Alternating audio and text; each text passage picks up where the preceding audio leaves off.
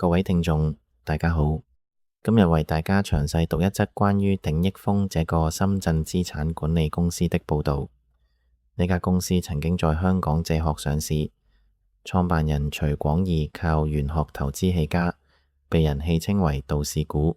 公司涉嫌在內地做龐氏騙局非法集資，在香港涉嫌操控股價，兩地雙重爆煲，涉款超過1300億元人民幣，約1470億港元，50萬名投資者血本無歸。徐廣義2024年被捕，今年在深圳被起訴。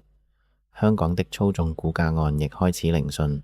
鼎益豐創辦人徐廣義留住灰白色鬍鬚，紮長馬尾，經常身穿道士裝，自稱萬明子，自創禪意投資法，聲稱利用玄學預測投資。公司員工每日開工前都要誦讀道德經。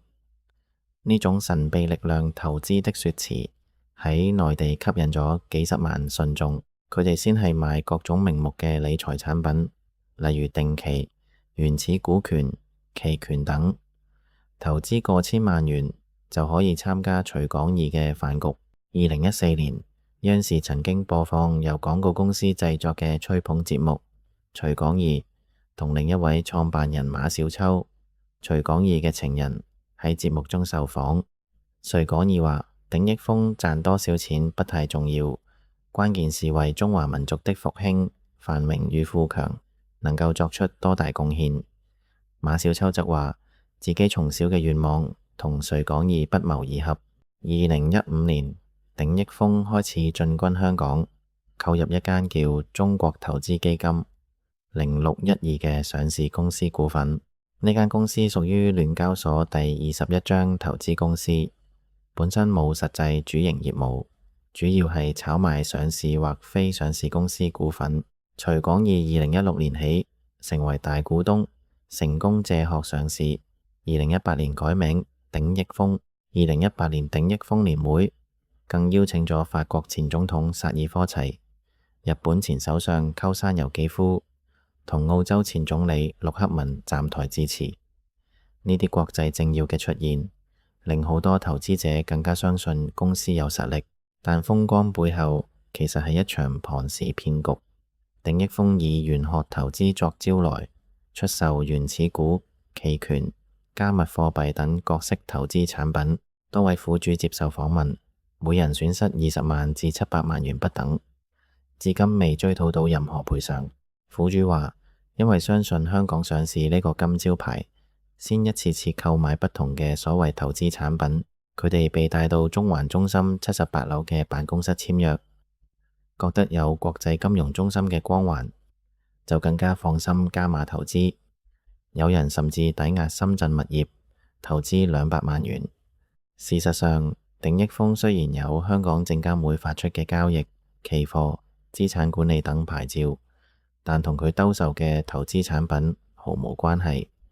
在內地，呢類行為屬於典型非法集資。另一邊，股價亦被大幅操控。鼎益豐借殼上市後，股價由2017年1月嘅0.52元升到2018年11月嘅28.35元，升幅達54倍。2019年2月底，恒指公司公佈鼎益豐將被納入恒生綜合大中型股指數成分股，內地投資者可以透過深港通買賣，但幾日後，證監會指鼎益豐涉及操縱市場，要求停牌，最終被踢出深港通。復牌後，股價一度由23.08元直插9成至0.71元。2023年2月同11月，深圳市地方金融管理局發出風險提示，表明鼎益豐非法集資。之後，鼎益豐嘅騙局開始爆煲，關聯嘅香港同內地上市公司股價全線大跌。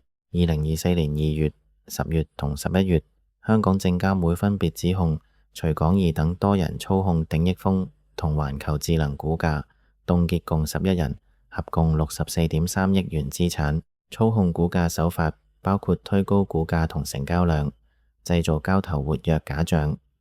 大部分股份由26人持有，當中17人係鼎益豐僱員。2024年6月，徐廣義被捕。2024年11月，深圳市公安局福田分局指定益豐及其關聯公司發行虛假理財產品同虛擬貨幣，以涉嫌犯罪。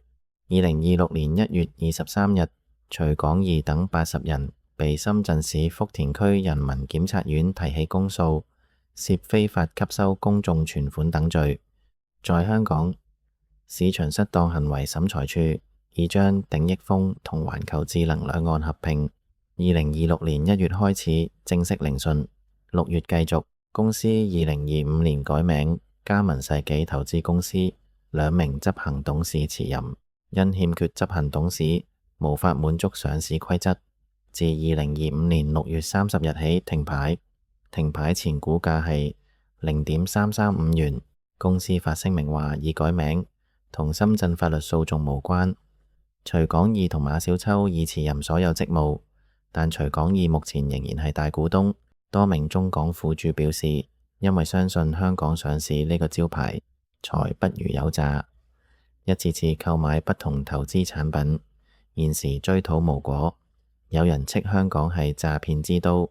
香港警方指，截至2026年3月，收到約70人報案，涉款約3.4億元，案件列作扣警調查。呢單案提醒我哋，投資千祈唔好盲目跟風任何所謂大師或者玄學投資，任何宗教領袖或者投資專家都只係普通人。巴菲特咁厲害嘅投資人都冇成日周圍教人投資，反而好低調，專注自己嘅事。別人講嘅生意建議，可能連佢自己都唔一定完全相信，或者只係用嚟吸引人。投資最穩陣嘅方法係自己多學習，多做功課，唔好貪快錢，唔好輕信高回報承諾。記住，天下冇免費午餐，越係聽落去好吸引嘅東西，越要小心查證。如果你喜歡呢類關於香港新聞內容，記得訂閱本頻道，開啟小鈴鐺，唔會錯過最新報道。